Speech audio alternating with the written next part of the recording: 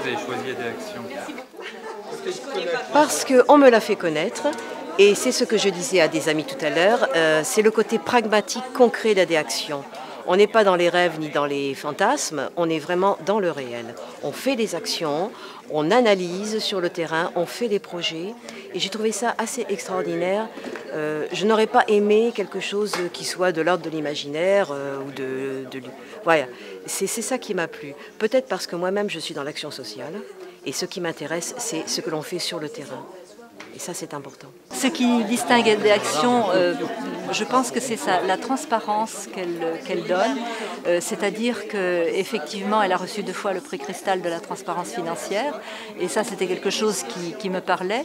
D'autre part, il est vrai que dans la revue du mois de juin, on a toujours le bilan financier et le bilan des programmes. Mais on peut à tout moment s'interroger sur ce que deviennent nos fonds. J'aime régulièrement recevoir ces magazines et je me sens impliquée. Je me sens impliquée lorsque je lis le suivi dans le magazine. On me parle de moi. D'abord, moi, j'ai beaucoup apprécié la transparence financière de cette association-là. Il faut dire que souvent, on a été déçus, et je l'ai été comme tout le monde, par certaines associations dont les responsables ne se sont pas conduits toujours convenablement. Je suis rassurée. Je sais que la somme que j'alloue tous les mois va vraiment au projet que je soutiens. Je lis les résultats des comptes chaque fin d'année. Je peux tout analyser, ça j'aime bien. J'imagine que avant de vous engager et avant de prêter votre image, vous avez vérifié les unes et les autres où allait l'argent. J'avais confiance. Vous avez confiance. Je sais il y a des preuves, il y a plus que votre confiance, donc il y a des preuves, donc ça tombe bien. Vous avez posé la question? Pas vraiment, à dire vrai. Je me suis pas vraiment posé la question. Et vous? Si, bien entendu, puis je crois que c'est quand même Adéaction aussi insiste beaucoup sur le message de la transparence. À travers les revues qu'on reçoit régulièrement, on lit ce qui se passe sur le terrain. Mais d'avoir été sur le terrain, même tout ce que j'avais lu, c'était comme si j'avais rien lu, alors que tout y était ce que je voyais. Mais de le voir sur le terrain, ça a vraiment concrétisé et donné une réalité. Juste une petite précision, au-delà du fait que vous avez vérifié par vos yeux que vous aviez confiance et que vous ne vous avez pas posé la question, quand même, cette association a reçu par 2 fois le prix Cristal de la transparence. La transparence, c'est d'abord un état d'esprit pour une ONG. Pour Adéaction, j'allais presque dire que c'est indispensable pour toutes les associations. Pourquoi? Pour nous, tout particulièrement, c'est que la transparence, ça exprime d'abord une valeur. C'est-à-dire le fait qu'on va dire exactement ce qu'on fait sur le terrain, on va le transmettre, on va être clair sur nos messages et qu'on va faire en sorte que nos donateurs ou toute personne qui est engagée dans l'association puisse avoir une information qui correspond vraiment à ce qu'on fait sur le terrain. Quand une relation est en train de s'établir avec une entreprise, le but est évidemment d'identifier ensemble un projet spécifique dans un de nos pays d'intervention pour lequel l'entreprise va contribuer donc à soutenir financièrement. Nous nous engageons vis-à-vis de l'entreprise, évidemment, à donner une information en amont sur ce projet, à savoir le contexte, les objectifs, les activités qui vont être menées, et puis un budget prévisionnel de ce qui va être réalisé.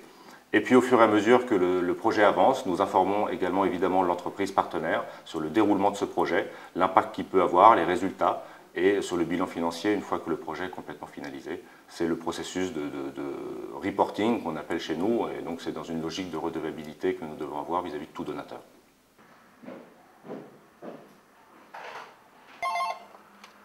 Adéaction, bonjour. Oui, vous désirez? D'accord, ne quittez pas, je vous transfère vers le service. Adéaction, c'est la première association de parrainage en France. Ce qui est intéressant au-delà de cette performance, c'est que ça représente 58 000 parrains et donateurs.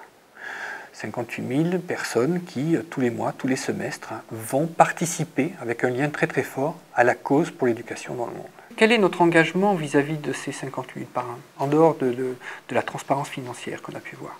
C'est aussi cette redevabilité, j'ai envie de dire, d'information, de contact que l'on doit garder avec eux, ou que gardent avec nous du reste. Ça se traduit comment? Ça se traduit par à peu près 20 000 coups de téléphone par an de leur part, mais 20 000 coups de téléphone de notre part vis-à-vis d'eux. Autrement dit, 40 000 coups de téléphone.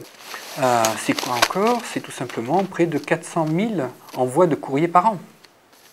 Il est clair que ça représente un chiffre assez colossal et que c'est en ça que cette redevabilité, certes, elle a un coût. Cette gestion de la relation avec nos 50 000 parrains, elle a un coût, mais quel qu'en soit le coût, on n'y renoncera jamais. Parce que c'est à ce prix-là qu'on gardera la proximité avec eux. Au-delà des personnes qui sont ici, qui gèrent le parrainage, il faut qu'il y ait aussi des personnes qui aillent recruter de nouveaux parrains.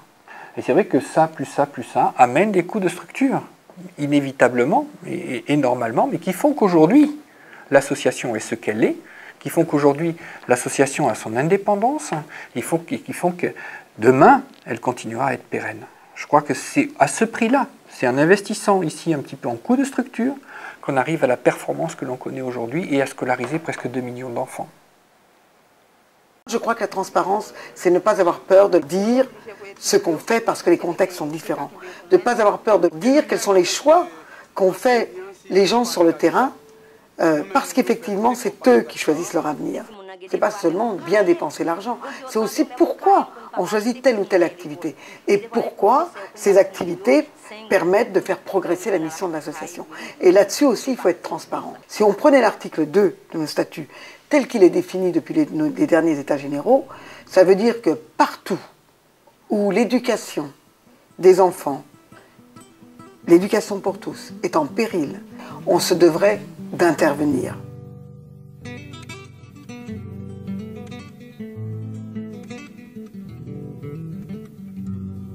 L'association voulait dire simplement qu'il y a des logiques de déploiement géographique.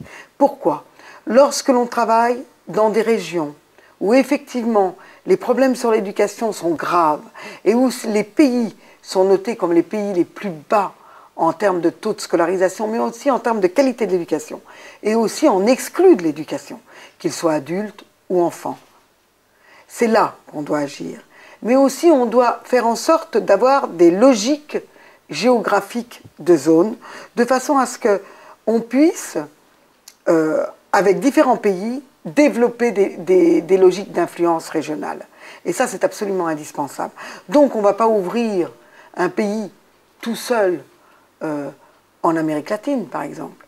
On va se dire, si on ouvre demain en Amérique latine, c'est parce qu'on sait qu'il y a 4 pays dans lesquels il est indispensable d'intervenir pour que ces 4 pays, ensemble, aient une zone d'influence suffisamment forte pour faire bouger les choses. Mais l'autre raison qui sous-tend, j'allais dire, tous ces déploiements géographiques, c'est quelque chose qui me semble plus important que d'essayer de planter des drapeaux. C'est de se dire que si nous voulons devenir spécialistes de l'éducation, il est nécessaire qu'on ait une expérience, j'allais dire, multiforme, avec des problématiques multiformes touchant l'éducation. Pourquoi? Parce que c'est ce nombre d'expériences qui va nous permettre d'apporter de l'expertise, qui va nous permettre de développer cette expertise et surtout d'avoir une véritable compétence dans ces domaines. Aujourd'hui, être spécialiste dans le domaine de l'éducation en Afrique, c'est évident.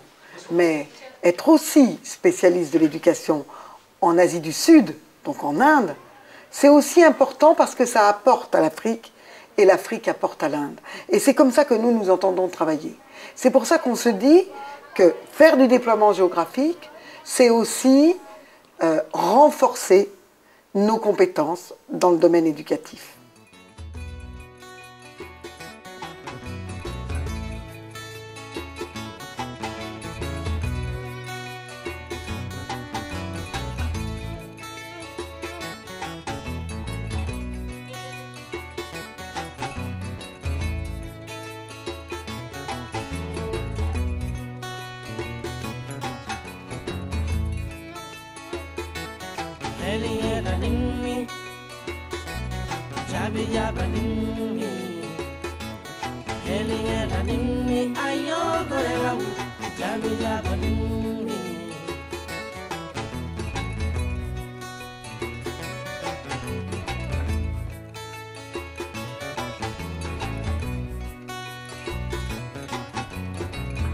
Gidelin tata kunini gidelon ela nange xamne ke woni non ela do bajan wambi ni wa do ko baba koy to hebe